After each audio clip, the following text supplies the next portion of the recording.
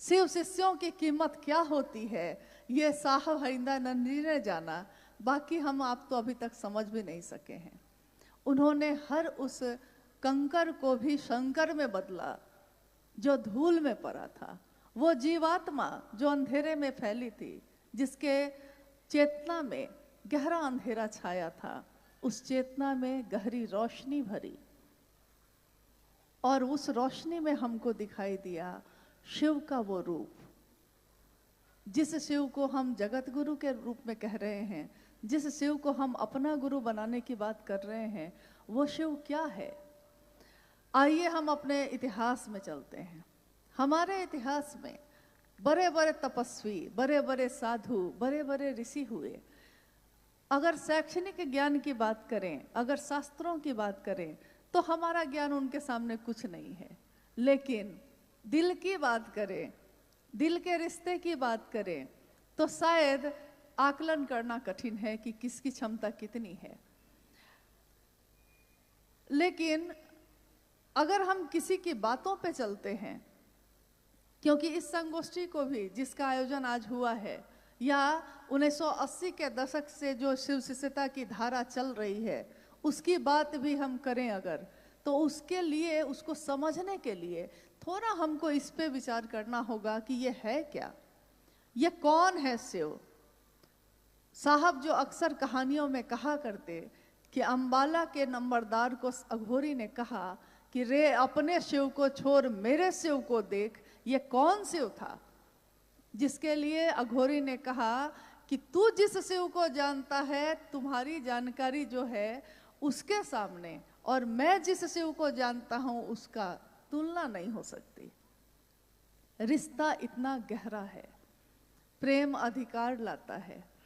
तो आते हैं हम लोग इस बात पे, महादेव के बारे में जितना भर हम जानते हैं, उसमें हम जानते हैं कि शिव ने इच्छा की और ये दुनिया बनी। सरल शब्दों में हम समझते हैं इसको। हमारी इच्छा भी होती है, आपकी इच्छा भी होती है, हम भी इच्छा करते हैं कुछ करने की, लेकिन हमारी इच्छा तुरंत या तो टूट जाती है या उसमें बल कम होता है। कुछ देर तक हम उस विचार पे, उस इच्छा पे खड़े रहते हैं। अगर इच्छा ठहर गई तो फिर उसका परिणाम गहरा होता है, लेकिन अगर इच्छा टूट गई तो फिर वहीं पे बात खत्म हो जाती है। शिव ने भी इच्छा की। एकमात्र ऐसे देवता, एकमात्र ऐसी सत्ता जिसके लिए कहा गया अघोर है वो। अघोर का अर्थ होता है जिसमें तरंगे नहीं हैं, जिसमें कोई उतार या चढ़ाव नहीं है, जिसमें कोई चंचलता नहीं है, स्थिर है, एक तरह से एक सीधी रेखा, शांत, अघोर। एकमात्र कहा गया शिव को, और अघोरा कहा गया शिव की शक्ति माँ काली को, जिनको प्रथम देवी भी 10 महाविद्या में प्रथम देवी हम कहते हैं माँ काली को, जो शिव की शक्ति हैं, और उनको कहा गया अघोरा।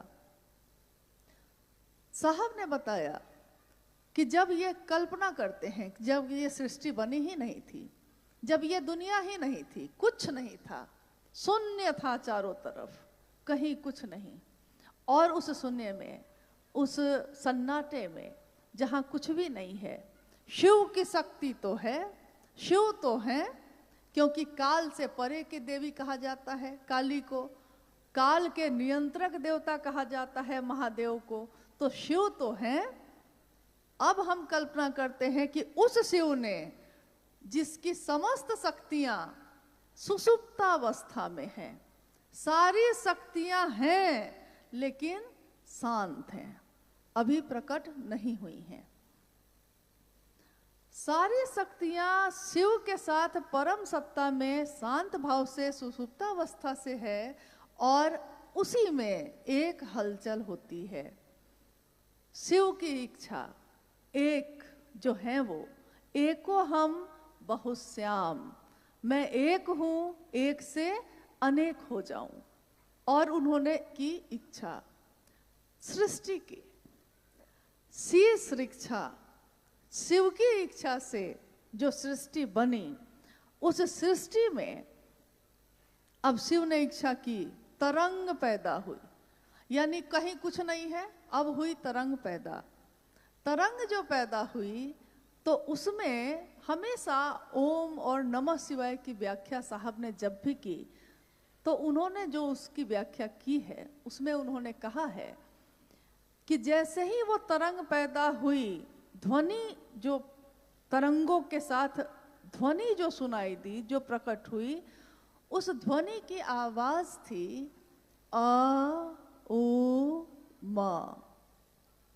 अगर एक साथ सुना जाए उसको तो उसकी आवाज गूंजती हुई ऐसी है जैसे हम बोलते हैं या उच्चारण करते हैं तो हम कहते हैं ओम, है वो आ उ मा, यानी उत्पत्ति, स्थिति और लय, पैदा हो रही है, रह रही है और टूट रही है। अब उस सृष्टि में जो तरंग पैदा हुई है और उसमें जो आवाज हुई, इच्छा जो हुई है और सृष्टि बनी है, इसके बीच के अंतराल में ये आवाज है, ये ध्वनि है। इसीलिए ओम को कहा जाता है ध्वनि, यानी प्रणव मंत्र है वो। और सृष्टि जैसे ही बनी, अब बना आकाश, फिर बनी हवा, फिर बनी अग्नि, फिर बना जल, फिर पृथ्वी, मिट्टी, क्षिति तत्व। जैसे ही पहला तत्व जिसमें एक ही इंद्रिय काम करती है, हमारी एक ही ज्ञानेंद्रिय काम करती है, पहला तत्व बना आकाश, वैसे ही जो ध्वनि थी ओम, अब वो सृष्टि में प्रकट हुई। अभी तक आवाज थी, वो गूंज रही थी, अब वो प्रकट हुई शब्द में। शब्द जो प्रकट हुए तो ओम का ही प्रकट रूप कहा गया नमः शिवाय। इसीलिए एकमात्र ऐसा मंत्र है जो भारत की संस्कृति में, ग्रंथों में इसको कहा गया शिव का प्राण मंत्र। ये मंत्र क्या है? ये सिर्फ मंत्र नहीं है, ये नमः शिवाय, इसमें शिव के प्राण हैं, क्योंकि इसमें शिव की इच्छा सन्निहित है।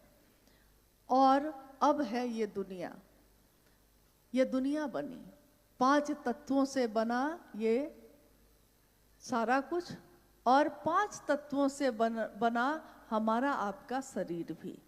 दुनिया भी उसी से बनी, हमारा आपका शरीर भी उसी से बना। यानी ये जितनी चीजें हैं, आकाश, हवा, अग्नि, जल और क्षिति, मिट्टी, ये सारे तत्व हैं मानव के शरीर में। 5 तत्व और 3 गुण से बांध के ये बना है शरीर। और इसी शरीर से हम शिव के प्राण मंत्र को बोलते हैं, नमन जो करते हैं हम तीसरे सूत्र में। और साहब हरिंदरानंद जी को जो मिला, श्वास पे नमः आया और शिवाय उतर गया। कल्पना कीजिए कि उस नमः शिवाय में कितनी ऊर्जा होगी, जो शिव के ही प्राण से निकली है और सृष्टि में सबसे पहले प्रकट हुई।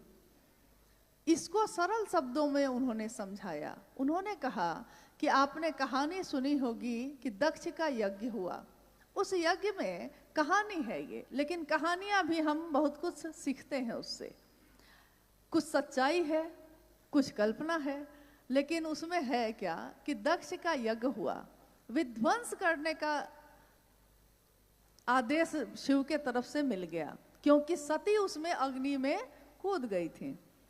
तो उन्होंने कहा कि दक्ष के यज्ञ को ध्वस्त कर दो। कहानी है कि शिव की जटाओं से जो टुकड़ा उन्होंने तोड़कर जमीन पे फेंका, पैदा हुआ वीरभद्र। साहब ने पूछा कि बताइए, शिव से जो पैदा हुआ उस सबसे पहले क्या करेगा? जो शिव से ही पैदा होगा वो सबसे पहले क्या करेगा? ये प्रश्न आपके लिए भी है। जो शिव से ही पैदा होगा वो सबसे पहले किसके सामने सर झुकाएगा, किसको प्रणाम करेगा? शिव को प्रणाम करेगा। जैसे वीरभद्र ने सबसे पहले प्रणाम करके तब कहा क्या आदेश है। साहब ने कहा कि जो सृष्टि बनी उसने सबसे पहले जिसमें नमः शिवाय बना, शिव को प्रणाम किया। शिव की इच्छा से बनी ये दुनिया, यानी इस दुनिया के कण कण में शिव है, शिव की इच्छा है।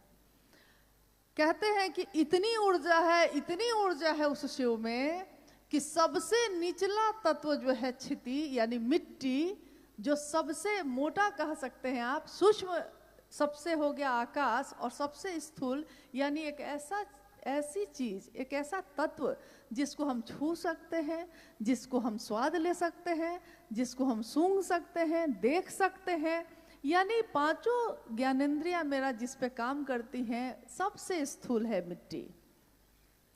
मिट्टी में कहा गया कि अगर इसकी ऊर्जा निकाली जाए तो उस मिट्टी के एक परत में, एक कण में कितनी ऊर्जा है? करोड़ों बिजलियों की चमक जैसी ऊर्जा है। एक बिजली गिरती है कहीं तो सब कुछ राख हो जाता है, और करोड़ों बिजलियां अगर एक साथ कहीं गिर गई तो धरती बचेगी।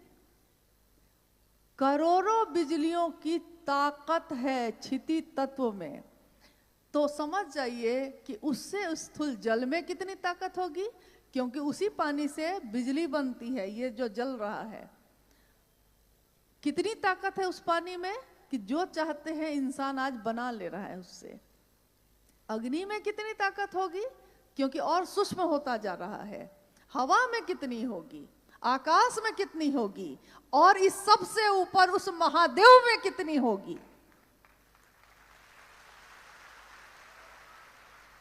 जिसकी मात्र इच्छा का प्रतिफल है ये, मात्र इच्छा।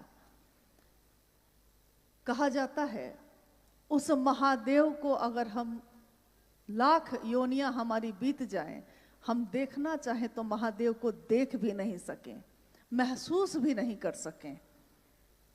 लेकिन असीम ऊर्जा, अनंत ऊर्जा, ऊर्जा के अक्षय स्रोत शिव को साहब हरिंद्रानंद ने, शिव के शिष्य ने, हमारे आपके जैसे अति सामान्य लोगों के दिलों में पहुंचा दिया। उस ऊर्जा को किस हद तक नीचे किया होगा उन्होंने कि हम उसको महसूस करते हैं। महादेव आप मेरे गुरु हैं, हे शिव आप मेरे गुरु हैं, मैं आपका शिष्य हूं, मुझ शिष्य पर दया कर दीजिए। ये पुकार हमारे हृदय से जो निकली है, इस पुकार में वो दर्द नहीं था शिव के लिए, कभी भी नहीं था। ये अलग बात है कि हजारों साल से शिव की पूजा होती है, हजारों साल से हमारे जीवन में अनेक संबंध है, हर संबंधों के लिए दिल नहीं धड़कता। हमारे परिवार में बहुत लोग होते हैं, सबके लिए दर्द महसूस नहीं होता। कितनी बार तो उल्टा होता है, अगर किसी को दर्द हो जाए तो मन सोचता है कि बड़ा अच्छा हुआ, बहुत बनता था। यानी हमारी तो ये स्थिति है। और शिव की ऊर्जा असीम है, अप्रतिम है, बेजोर है। अप्रतिम का अर्थ होता है जैसी दूसरी कोई प्रतिमा नहीं हो सकती, जिसका कोई जोर नहीं है, जिसके बराबर कोई दूसरी सत्ता नहीं है। उस असीम ऊर्जा का इस स्तर पे ले आना, तो आप कल्पना कीजिए, क्योंकि आज जब साहब हरिंद्रानंद जी शरीर में नहीं है, तो हमको, आपको और अनेक लोगों को ऐसा लगता है कि वो नहीं है, लेकिन महसूस करने वाले जानते हैं कि और ज्यादा तीव्र गति से हैं, और ज्यादा ऊर्जावान हैं, और ज्यादा मदद दे रहे हैं, गति दे रहे हैं, तब हम चल पा रहे हैं, तब हम बोल पा रहे हैं। लोग समझते हैं कि शरीर में अगर वो ऊर्जा नहीं है मतलब कि ऊर्जा खत्म। तो हमारे गुरु शिव तो शरीर में शुरू से नहीं है, और उस शिव को इस धरती पे उतारने का काम जिन्होंने किया है, अब कल्पना कीजिए कि हम भी इंसान हैं, आप भी इंसान हैं, और इस धरती ने ऐसे ऐसे इंसान को पैदा किया है जिसकी उस समय जब वो धरती पे था तो धरती चमत्कृत होकर देखती थी उन लोगों को। कितने महान शासक हुए, कितने महान क्षत्रिय हुए, कितने महान लोग सिद्ध तपस्वी संत हुए, लेकिन बहार दिन है चंद रोजा, न चल यहाँ सर उठा उठा के। कज़ा ने ऐसी हजार सूरत, बिगाड़ डाली बना बना के। आज हम कुछ बने हुए हैं तो सर बड़ा उठा के चल रहे हैं, भूल जाते हैं कि हम तो कुछ भी नहीं, हमसे बहुत बड़े बड़े लोग आए और धरती से चले गए। धरती ने, अरे इसी मिट्टी ने कहा है कि मिट्टी कहे कुम्हार से, तू क्यों रोंदे मोए, एक दिन ऐसा आएगा मैं रो दूंगी तोए। तो हमारी क्या क्षमता है आप कल्पना कर लीजिए, शिव की क्या है, जितने ही भर हमारा दिमाग काम करता है उतने ही भर कल्पना कर लीजिए। और अब हम लोग बात करते हैं शिव के शिष्य हरिंद्रानंद साहब के बारे में। जितना भर हम लोगों ने उनको जाना, जितना भर उनके सानिध्य को प्राप्त किया, जितना भर समझ पाए, उतने ही भर में कल्पना करते हैं। शिष्यानुभूति एक किताब उन्होंने 1990 में लिखी थी, छापी गई। और आपको मालूम है उस किताब का मूल्य, शिष्यानुभूति का मूल्य जो पीछे लिखा गया, मूल्य था आपका शिव शिष्य होना। आज तक के इतिहास में ऐसा मूल्य किसी किताब, किसी ग्रंथ, किसी शास्त्र में लिखा हुआ नहीं मिलता। आपका शिव शिष्य होना, किताबें छापी जाती हैं, पैसे लगते हैं उसमें, लेकिन साहब हरिंद्रानंद जी ने उसका मूल्य जो मांगा हमसे, आपसे, हमारे जैसे अनंत लोगों से, असंख्य लोगों से जो मांगा, उसका मूल्य चुकाना सामान्य लोगों के बस की बात नहीं है, क्योंकि मूल्य बहुत बड़ा है। दिया जा सकता है अगर हम देना चाहें, अगर हमको जगत की और चीजों से फुर्सत मिल जाए तो हम दे सकते हैं इसका मूल्य। अब हम बात करते हैं शिव शिष्य हरिंद्रानंद साहब की। एक साधारण दिखने वाले, सामान्य, दुबले पतले बच्चे ने जन्म लिया था बिहार के सिवान जिले में अमलोरी नामक ग्राम में। 31 अक्टूबर का दिन था, तारीख थी, और दिन था दीपावली का। ये हम लोग जानते हैं। धरती पे जब उनका जन्म हुआ, 1947 में देश आजाद हुआ था। भारत देश उस समय आजाद हुआ था और अभी आजादी का जश्न चल ही रहा था। भारत नई करवट ले ही रहा था और जन्म हुआ साहब हरिंद्रानंद जी का 1948 में। जन्म से ही पता चलता है कि पूत के पांव पालने से ही पता चलते हैं। पूत आगे कैसा होगा ये झलक उसी समय से मिल रही है। कोई अगर देखना चाहता है तो देख लेता है, समझना चाहता है तो समझ लेता है। एक छोटे से बालक, हमारे आपके घर में जो बालक होते हैं ना, हमारे आपके घर में जो बच्चे होते हैं वो भी खेल खेलते हैं। वो अपने खेल में खेलते हैं कैरम बोर्ड, कबड्डी, लूडो, इसी तरह के खेल। साहब हरिंद्रानंद जी, बालक साहब हरिंद्रानंद जी क्या खेल खेलते थे? वो खेलते थे आंख बंद करके बैठ जाना और अपने साथ के बच्चों को बैठा के कहते कि आंख बंद करो, झूठ मूठ मंत्र पढ़ते और कहते कि अभी सोने का जहाज आएगा, सोने का जहाज आएगा, अभी मैं मंगवाऊंगा। खेल भी ऐसे, बड़े भी हुए तो इसी तरह की बात। संजोगवश उनके घर में कुछ घटनाएं जो हुई, जिसमें एक शिक्षक आए जो तांत्रिक भी थे, और लगभग सभी चर्चाओं में गुरु भाई गुरु बहन इस घटना को दोहराते रहते हैं हमेशा। अपने मन में इस बात का मंथन किया है कि विचार गहरे होते हैं तो भाव बनते हैं, भाव गहरे होते हैं तो प्रेम बनते हैं, और प्रेम गहरा होता है तो भक्ति गहरी होती है तो क्या होता है? क्योंकि जब हर चीज गहरी होती है तो उसका दूसरा रूप सामने आता है।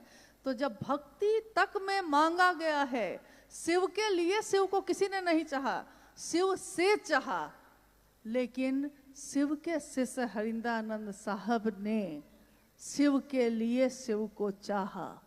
और ये बात उन्होंने लाखों की भीड़ में भी कही, अकेले में भी कही। उन्होंने कहा कि मैंने शिव को शिव के लिए चाहा है, मेरी इसके पीछे कोई कामना नहीं है।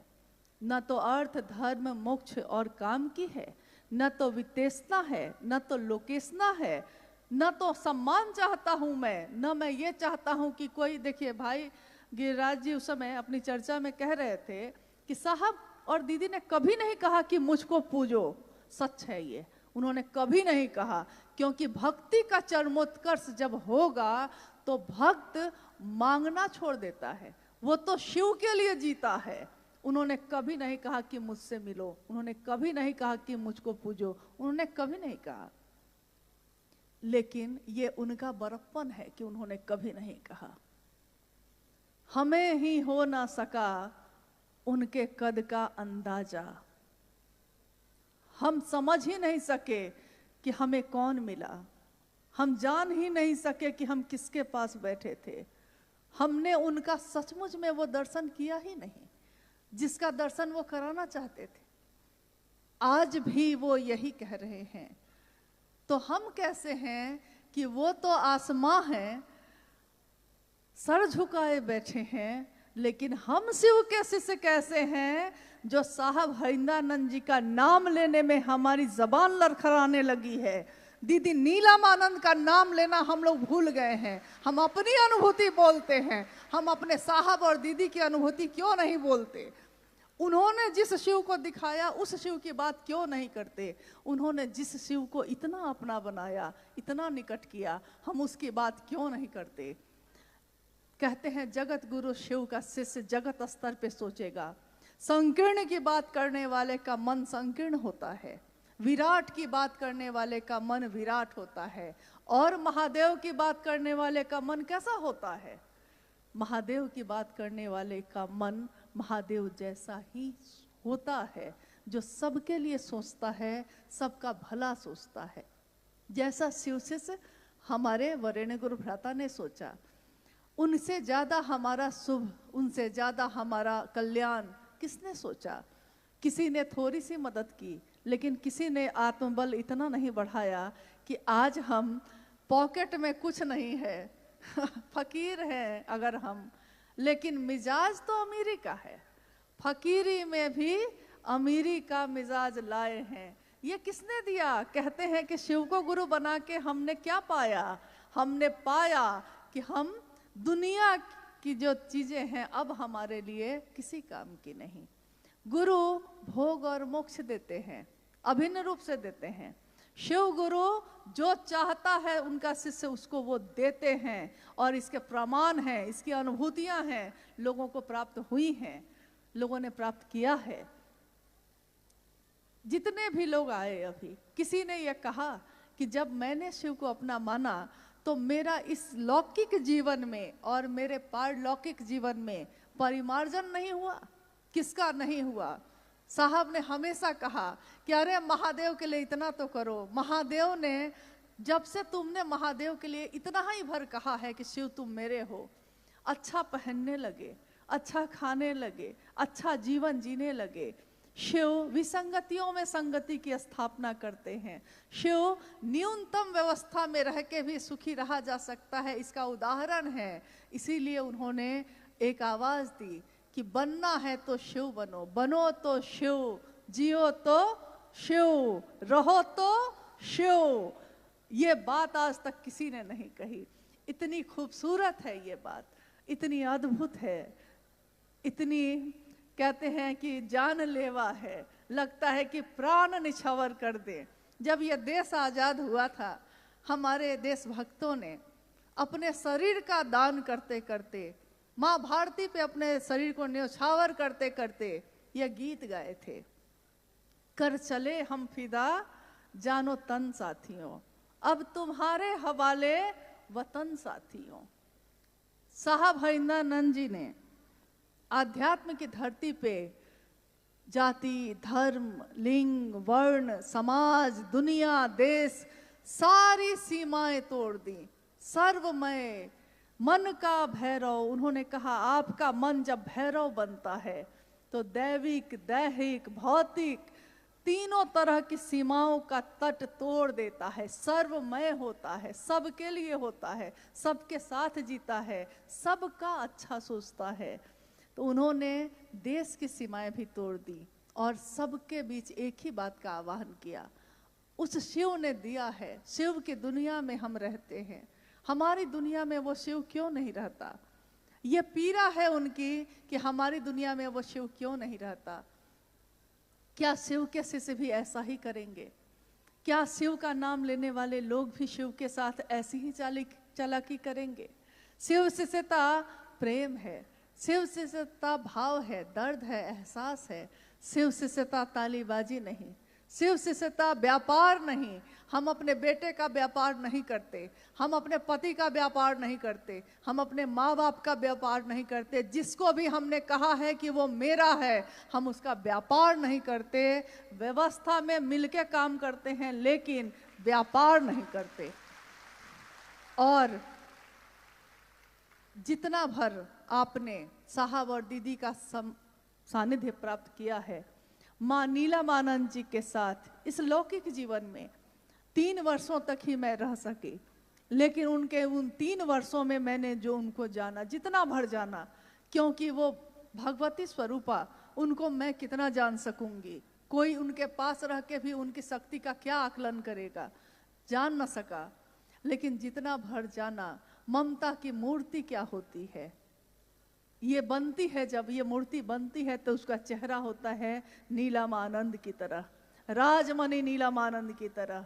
ये पोषित करने वाली माँ शिव शिष्यों को, शिव शिष्य एक परिवार है, शिव शिष्य परिवार, इस परिवार के हर सदस्य का पोषण देने वाली वो माँ, उसने अपना सर्वस्व न्यौछावर किया। साहब हरिंद्रानंद जी ने अपने लौकिक कामनाओं की, अपने आकांक्षाओं की, अपने जीवन की छोटी छोटी खुशियों को न्यौछावर कर दिया अपने महादेव के। क्या उनका एक छोटा सा परिवार नहीं था? क्या उनके बच्चे नहीं थे? क्या उनकी पत्नी, उनके माँ बाप नहीं थे? थे। लेकिन उन्होंने कहा कि मैंने शिव के लिए किसी से समझौता नहीं किया, मैंने शिव के लिए सबसे ज्यादा शिव को चाहा, इतना चाहा कि सारे रिश्ते हल्के हो गए। और इतना चाहने के बाद उन्होंने कहा कि कर चले हम फिदा, हमारे सांसों में आज है वो, हमारी बातों में है। शिव की बात जहां भी चलेगी, बड़ी सुंदर पंक्ति है गीत की, हुस्न की बात चलेगी तो सब तेरा नाम लेंगे। शिव शिष्यता की बात चलेगी, हजारों साल बाद भी चलेगी, तो किसका नाम लेगा लोग? उन्हीं का, उन्हीं साहब हरिंद्रानंद जी का। तो उन्होंने न्यौछावर किया और कहा कि शिव शिष्यता में कोई वरीय नहीं होगा, कोई श्रेष्ठ नहीं होगा, कोई अगुआ नहीं होगा, कोई मार्गदर्शक नहीं होगा। कौन होगा? एकमात्र हमारे गुरु शिव हैं, जो अगुआ भी होंगे, गुरु भी है, ईश्वर भी है, मार्गदर्शक भी है, सब कुछ है। सब कुछ वो शिव स्वयं है। ज्ञान देने के कारण तू शंकर है। संभवे गुरुवे नमः। इन सारी पंक्तियों से तो ये दुनिया प्रदीप्त थी, लेकिन हमारे दिलों में ये नहीं धड़का था। तो भक्ति का चरमोत्कर्ष, यानी सब कुछ न्यौछावर करके लिए शिव को चाहना, उसका नाम जिस दिन इतिहास में आएगा तो वो नाम आएगा कि अगर भक्ति भी गहरी होती है तो क्या बन के उभरती है? तो वो शिव शिष्य हरिंद्रानंद बन के उभरती है, क्योंकि उसी का दर्शन किया हम लोगों ने। अब इस संगोष्ठी का, जैसा कि आप जानते हैं, चूंकि भारत के विभिन्न राज्यों के गुरु भाई गुरु बहन इसमें शामिल हैं, नेपाल के भी गुरु भाई गुरु बहन शामिल हैं, और ये दोनों देश हिले मिले हैं, मित्र हैं, एक दूसरे के यहाँ ऐसे आते जाते रह जाते हैं। तो मिलके ही हमने हमेशा महादेव का काम जगत स्तर पे किया है।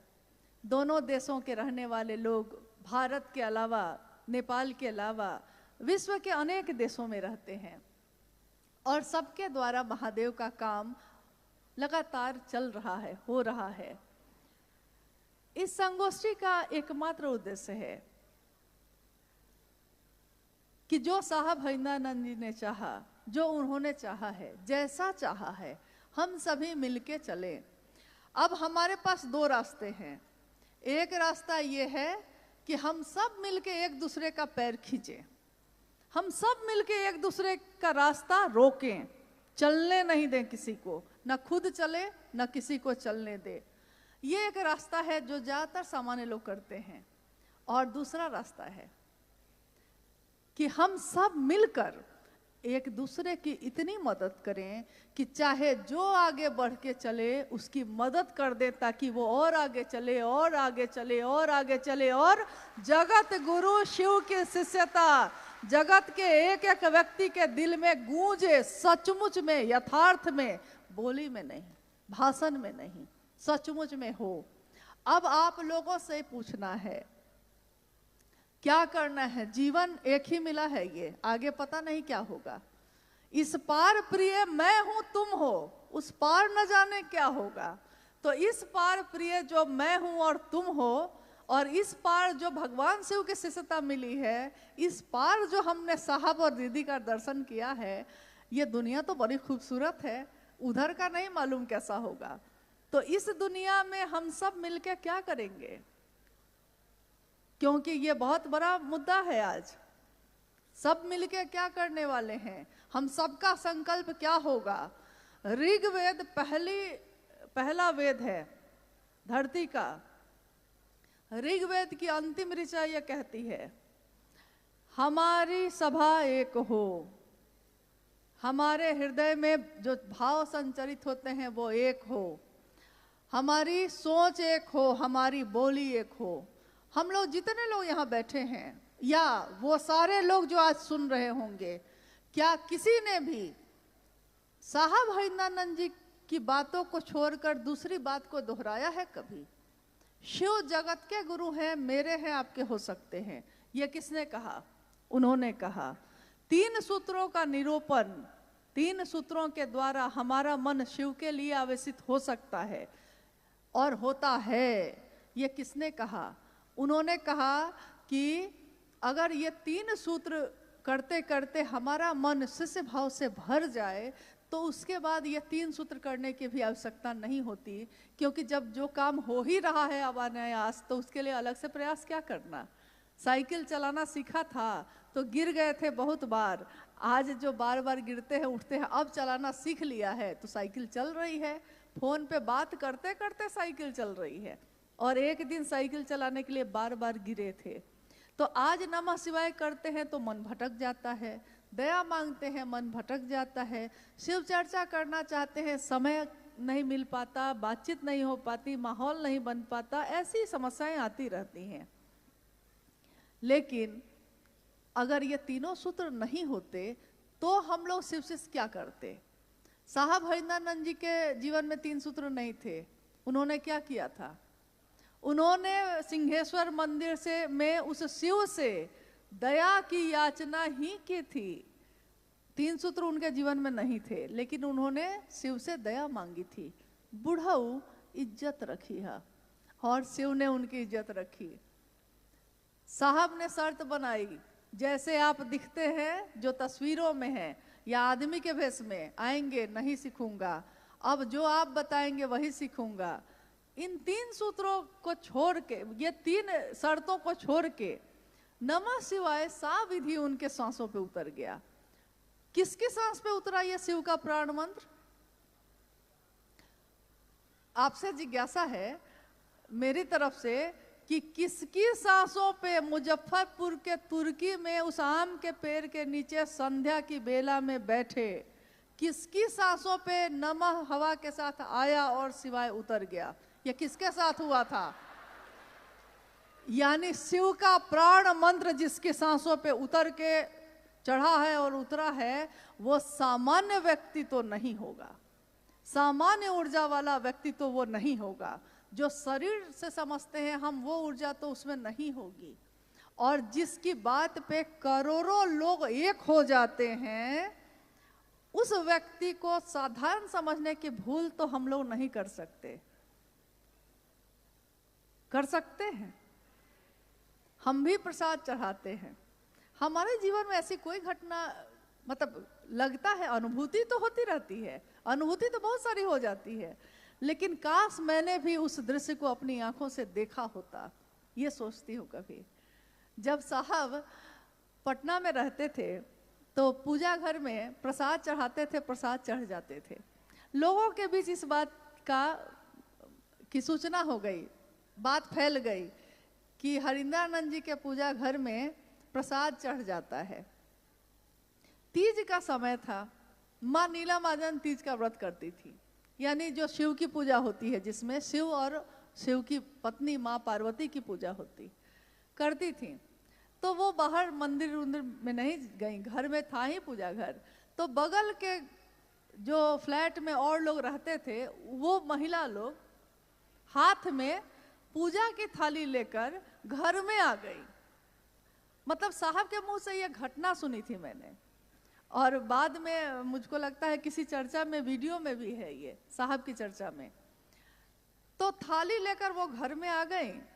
तो उन्होंने कहा कि मैडम, दीदी नीलम आनंद जी को कहा कि मैडम आप नहीं आई मंदिर, तो हम लोग सोचे कि हम ही लोग पूजा की थाली लेके आ जाते हैं, क्योंकि हमने सुना है कि आपके घर में भी तो पूजा घर में प्रसाद चढ़ जाता है। तो माँ नीलम आनंद जी ने कहा कि हाँ चढ़ता तो है, लेकिन अब आप लोग क्या चाहते हैं? तो जी हम लोग चाहते हैं कि हम लोग भी यहीं चढ़ा लेते हैं। उस महिला ने कहा कि चढ़ा लेते हैं। माँ नीलम आनंद ने कहा कि सामने पूजा घर है, जाइए। वो थाली लेकर पूजा घर के तरफ बढ़ी, और जैसे जैसे थाली लेके वो बढ़ रही है, उसमें से प्रसाद जो है वो अब गायब होते जा रहे हैं। प्रसाद उसमें से इतना दूर दिखता है, फिर गायब हो जा रहा है। पूजा घर 4 कदम पे ही था, उतनी ही देर में थालियों से प्रसाद गायब हो गए। वो लोग घबरा गई। तो उन्होंने कहा कि ये तो सारा प्रसाद चढ़ गया महादेव के पास, अब हम लोग घर ले जाके क्या देंगे? तो माँ ने कहा कि आपने जिस भाव से कहा कि महादेव को चढ़ाने जाते हैं, उस भाव से मैंने भी कह दिया कि ठीक है जाइए चढ़ा दीजिए। तो महादेव की सत्ता ने ग्रहण कर लिया। अब हम लोगों ने जब ये सुना था, इतना हंसे हम लोगों ने कहा साहब से कि बताइए, अगर हम लोग को ये पता चल जाए कि महादेव प्रसाद खा जाएंगे, तो हम में से कितने लोग अच्छी अच्छी मिठाई खरीदेंगे? क्योंकि अच्छी मिठाई हम ये चुन के लेते हैं कि पति को कौन वाला पसंद है, पत्नी को कौन वाला पसंद है, बच्चा को चढ़ाते हैं महादेव को, लेकिन पसंद अपनी रख के, ताकि चढ़ाने के बाद खाएंगे हम खुद। तो साहब ने कहा कि अरे एक घटना और हो गई थी। एक व्यक्ति थे, बाद में शायद विधायक थे उस समय, तो वो घर पे आए। उन्होंने कहा कि हरिंद्रानंद जी, सुनते हैं आपके पूजा घर में जो चढ़ाते हैं चढ़ जाता है, तो मैंने आज एक रेमंड की बहुत सुंदर चादर खरीदी, तो मैंने सोचा कि महादेव को चढ़ा के और फिर हम इसका प्रयोग कर लेंगे, हम इसका यूज कर लेंगे। साहब ने कहा चढ़ा दीजिए। छोटी सी एक खिड़की थी पूजा घर में, जैसे ही वो चादर ऐसे लेके बढ़े, खिड़की से हवा के झोंके के साथ चादर उड़ी और ये ले वो ले हवा में गायब हो गई। अब वो तो एकदम बिफर गए। उन्होंने कहा कि कोई तंत्र मंत्र लगता है आपने कर रखा है। कि मैं तो सोचा था ये क्या हो गया, माथा पकड़ के बैठ गए। अब साहब ने सोचा कि अगर इसको कोई चादर नहीं देंगे तो भाई ये तो अभी से बना भी नहीं है, पता नहीं मन ही टूट जाएगा इसका, दूसरा कहेगा कि अब से कभी महादेव को कुछ चढ़ाएंगे ही नहीं। तो उन्होंने कहा नीलम, अगर बक्सा में कोई चादर है तो निकालो, इनको दो। तो बक्से में एक चादर थी, माँ नीलम आनंद जी ने निकालकर उनको दे दी। अक्सर हम लोग ये कहते कि अगर हमसे सचमुच महादेव ग्रहण करें, यानी कि भाव ग्रहण करते हैं वो, लेकिन अगर वो चादर ग्रहण कर लें तो हम लोग कौन सी चादर चढ़ाएंगे? सबसे सस्ता वाला। क्योंकि पूजा में ऐसा ही होता है, भाव में भी कभी कभी हम लोग ऐसा ही कर देते हैं। दुकान में जाइए, दुकान वाला पूछेगा आपसे सारी खरीदनी है, अपने लिए कि किसी को देना है कि पूजा में करना है। ये 3 कैटेगरी में है। अपने लिए मतलब कीमती से कीमती साड़ी दिखाएगा, क्योंकि आप अपने लिए तो कुछ भी ले सकते हैं। दूसरे को देना है तो हम लोग कहते हैं कि साड़ी देखने में सुंदर होनी चाहिए लेकिन कीमत कम हो, कम दाम में, देखने में महंगी हो, ऐसा चीज दीजिएगा, तो वो वैसा ही देता है। फिर कहता है कि और क्या चाहिए, तो पूजा के लिए चाहिए, तो उसको मालूम है कि पूजा के लिए वो व्यवस्था अलग ही रखता ही है, तो उसको मालूम है कि पूजा के लिए लोग यही लेंगे। जिस दिन हमको ये पता चल जाए कि महादेव क्या ग्रहण करते हैं, तो हम महादेव के लिए क्या लेंगे, क्या देना चाहेंगे, तो लौकिक चीजों को तो महादेव लेते ही नहीं है। वो तो भाव है, आपने वो चीज को थोड़े लिए थे, उनको चादर का क्या काम, उनको मिठाई का क्या काम, आपने भाव दिया, ग्रहण हो गया। अब हम जो भाव देंगे वो महादेव ग्रहण कर लें, बस इतनी ही चाहत हम लोग की है। तो जिज्ञासा भी ऐसा नहीं ना, जिज्ञासा नहीं है ना, क्या है? हाँ, समय का अभाव है और बहुत लोगों की ट्रेन भी है, जैसा पता चला है हम लोग को, समय का भी अभाव है।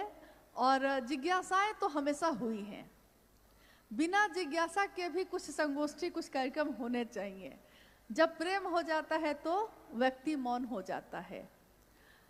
यानी शास्त्रों ने कहा है कि एक वट वृक्ष के नीचे युवा गुरु बैठे हैं, उनके चारों तरफ वृद्ध शिष्य बैठे हैं। गुरु भी मौन है और शिष्य भी मौन है, लेकिन गुरु के मौन होने से शिष्यों के मन का संशय विनष्ट हो रहा है। तो आज जो है हम सभी शिष्यों के मन का संशय विनष्ट हो जाए, यही अपने गुरु शिव से कामना है।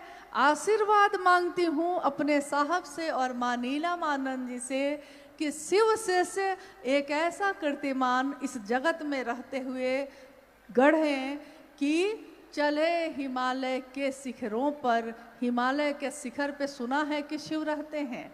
कैलाश कहाँ है? जहाँ महादेव रहते हैं। महादेव कहाँ है? जहाँ कैलाश है। तो चढ़े हिमालय के शिखरों पे, अब भी ऊपर चढ़ना है हमें। हिमालय के शिखरों पे नया हिमालय गढ़ना है। साहब हरिंदानंद जी और दीदी नीलम आनंद जी के प्रति सच्ची कृतज्ञता हम शिव शिष्यों की यही होगी कि उनकी बात पे सभी शिव के शिष्य एक हों। ये आवाहन है शिव शिष्य हरिंदानंद साहब का कि मेरी बात पे भरोसा करना और महादेव के काम में एक दूसरे का साथ देना। आप सबका बहुत आभार है, बहुत कृतज्ञ है हम लोगों का हृदय, और खासकर दिल्ली के गुरु भाई गुरु बहनों का, जिन्होंने इस आयोजन के लिए दिन रात एक कर दिया है। महादेव और मेरे गुरु शिव, मेरे साहब और दीदी, उनके मन की हर वो मनोकामना पूरी करें जो उन्होंने सोचा हो। इसी की कामना है। आप सभी के चरणों में प्रणाम है। आप धीरे धीरे अपने घर के लिए बाहर के तरफ प्रस्थान करेंगे, और इसको याद रखिएगा कि इस संगोष्ठी का जो भी उद्देश्य है उसकी पूर्ति हो सके। आप सभी को प्रणाम है, आप सभी को साधुवाद है।